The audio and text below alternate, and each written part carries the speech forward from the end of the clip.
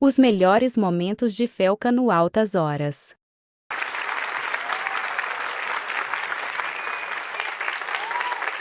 Muito obrigado, Felca. Você, pelo que eu li, você aos 12 anos de idade resolveu ser um protagonista na internet, mas daí seus pais falaram não, é isso? Começou assim. Com 12 anos de idade, eu comecei a produzir conteúdo, mas naquela época eu era criança, não sabia nada das coisas, como que funciona, né? E naquele momento, eu contei para meus pais, e meus pais falaram: muito bacana o que você está fazendo, apoio, mas ainda é muito cedo. Eu acho que tem que esperar um pouquinho de tempo mais, você amadurecer. Esse ambiente que você está entrando, talvez você não entenda tudo. Na minha cabeça de criança, pré-adolescente ali, eu fiquei, não entendi, fiquei meio revoltado por um tempo. Nossa, por que meus pais estão me proibindo? Hoje, quando eu olho para trás, eu entendo muito bem e eu agradeço que eu cresci na internet, que eu fiquei conhecido. Foi em 2019 que eu publiquei o primeiro vídeo. Publiquei o primeiro vídeo, era vídeos de humor, um tom bastante humorístico, mas tinha já um tonzinho de crítica. Eu sempre gosto de colocar. Hoje meus vídeos são muito críticos e com muito humor também, e eu sempre gosto de colocar crítica inserida no humor. E tem funcionado. Aos poucos, meus vídeos têm ficado mais críticos, ainda mantenho humor, mas têm ficado mais críticos. E hoje eu tô aí, né? Agora, hoje, houve uma explosão, não é? De visualizações, de compartilhamentos. Até aquele momento, há poucos dias atrás, antes do documentário, quantas pessoas faziam parte dos seus canais?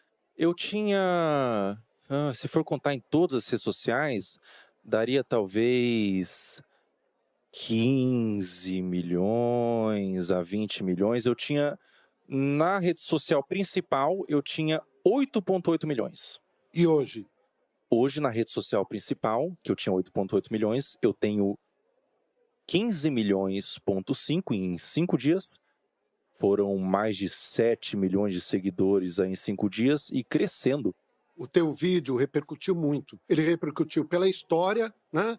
Através das pesquisas e das denúncias que você fez, mas ele repercutiu também junto ao comportamento das pessoas. Eu acho que as pessoas começaram a refletir mais, e eu já vi vários vídeos de mães falando: eu não devia ter exposto tanto meu filho, apesar de nem ser uma exposição, vamos chamar assim, delicada ou sensual. Que reflexão você começou a trazer para a gente a respeito disso? Eu creio que esse é o ponto mais importante mesmo do vídeo, e você falou sobre ter chegado nas pessoas, e foi isso que eu observei mesmo. Me mandaram fotos, por exemplo, Serginho, de pessoas assistindo o meu vídeo na horizontal, que é uma coisa muito difícil nos dias de hoje, as pessoas estão consumindo todos na vertical, assistindo no ônibus o meu vídeo, no metrô. Eu fico muito feliz porque não é sobre mim, não é sobre eu como pessoa. É sobre a causa mesmo. Essas crianças, essas contas de perfis de crianças estão sendo utilizadas para promover trocas de pornografia infantil. Isso é muito sério. Isso é muito sério. É um assunto muito delicado, é um assunto aversivo de ser falado, é um assunto que causa repulsa, mas ele tem que ser falado. Infelizmente, é um assunto que acontece em pequena e grande escala, de forma menos ou mais problemática. Acontece desde uma exposição, desde uma adultização, crianças se portando como adultos, até crianças sendo sexualizadas de fato, né? É doentio. É doentio, é completamente doentio. É muito importante a gente falar sobre isso. E eu observei que esse movimento na internet de crianças produzindo conteúdo e o público, ele era dividido. Ele tinha outras crianças consumindo, alguns pais consumindo, mas ele tinha naquele público também, isso é muito sério, pedófilos. Tinha pedófilos consumindo aquele conteúdo. E era um conteúdo, Serginho, que se eu mostrasse pra você, sem dar o contexto, você ia falar que era um conteúdo inocente.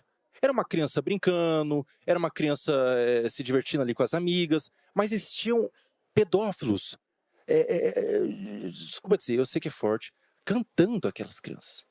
E daí você vê aquilo, você vai vendo aquele movimento, você vai vendo acontecendo, e você vai vendo pessoas que produzem conteúdo suas crianças, pessoas que às vezes adultizam propositalmente a criança.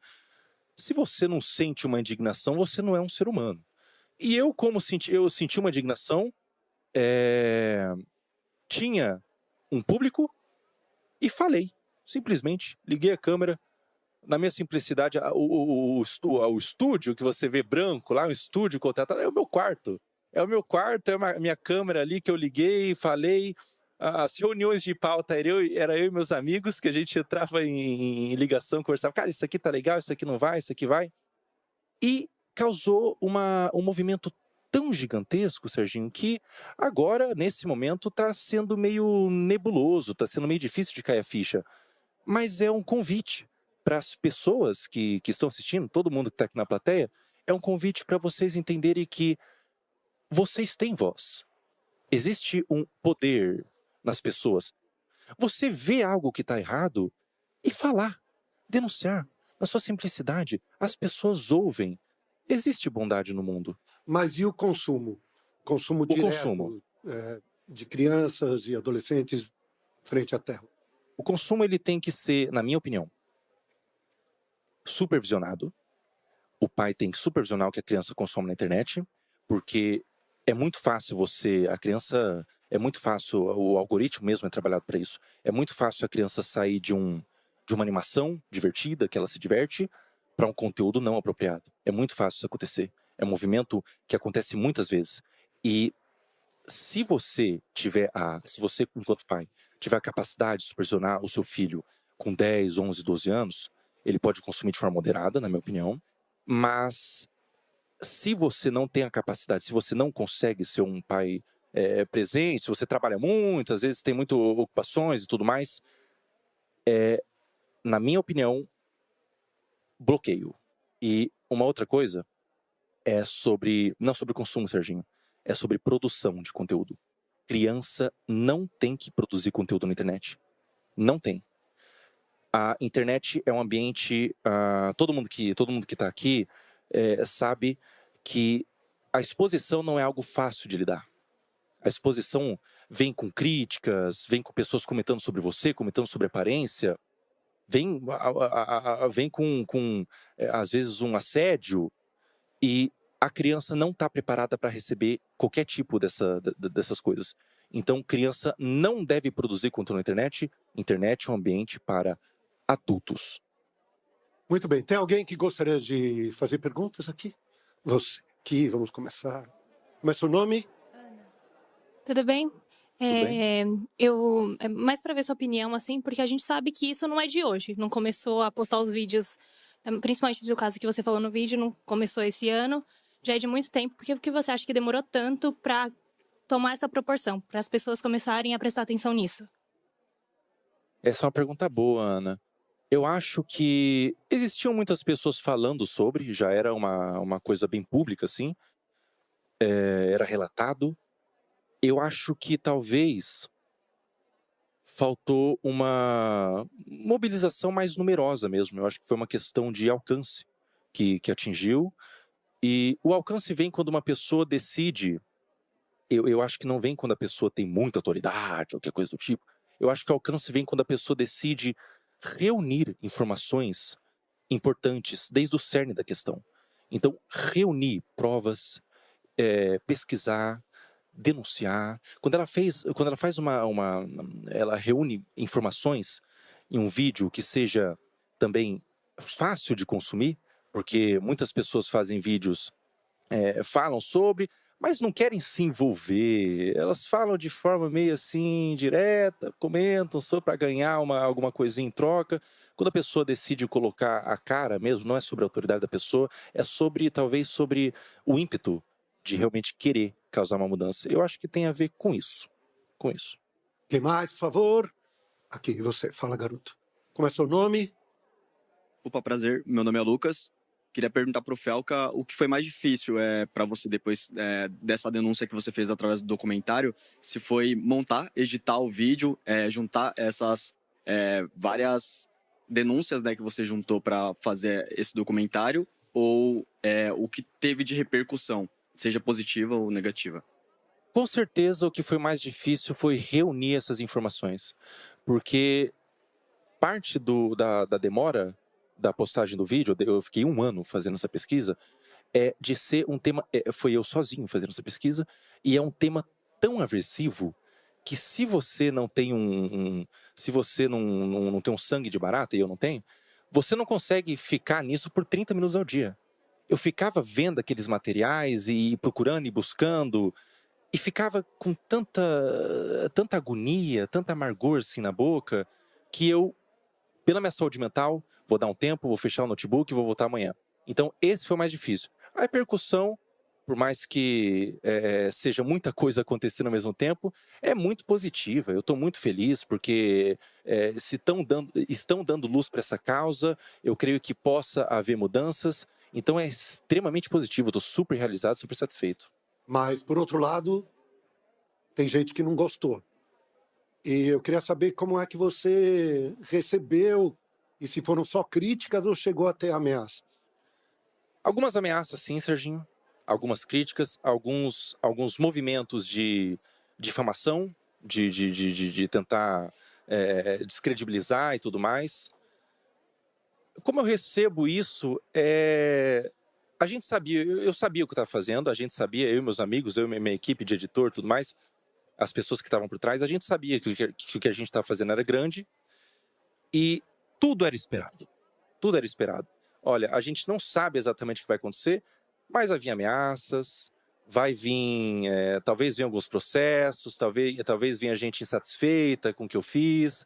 Existe também, Serginho, isso é delicado de falar, mas é verdade, existem alguns pedófilos que se incomodaram pessoalmente por eu estar tentando quebrar o esquema de pedofilia deles. Esses pedófilos, eles vão se sentir atacados pessoalmente e vão bater de frente, mas, sinceramente, quem tem que ter medo são eles, não uma pessoa que está denunciando. Quem tem que ter medo são os pedófilos. Fala. Boa noite, meu nome é Mavi. Boa noite.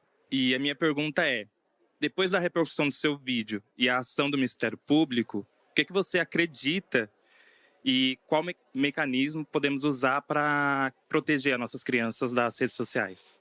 Existe o ECA, por exemplo, o Estatuto da Criança. Existem leis para proteção. O que esses criminosos fazem são crimes. Então, eu acho que o melhor movimento, a melhor iniciativa é a iniciativa do indivíduo de denunciar, de ir atrás, de procurar, reunir provas, pesquisas e denunciar o que está vendo na internet. Denunciar. E, se tudo der certo, a gente consegue uma mudança no algoritmo para que esses conteúdos não sejam nem capazes de chegar no seu feed. Muito obrigado pela tua vinda Serginho. aqui, viu? Obrigado Mesmo. Parabéns pelo seu trabalho. Obrigado, Serginho. Obrigado, viu? Obrigado, viu? E até a próxima. Cadê o teu pessoal? Até a próxima. Cadê Levanta o pessoal? a mão aí, o pessoal do Tchau, Paola. Aqui. Tchau, Fábio. Tchau, Aqui. Caco. Glória, Xamã. Acho que as pessoas estão muito impressionadas com a altura dele também. Quando ele entrou... E olha que eu tenho esse quadro. 1,80m. Pega esse quadro. Não, eu tenho 1,80m. Tá baixinho, Sim. Serginho. Você tá muito baixinho. Obrigado, aplausos aqui. Obrigadão, por favor. obrigado.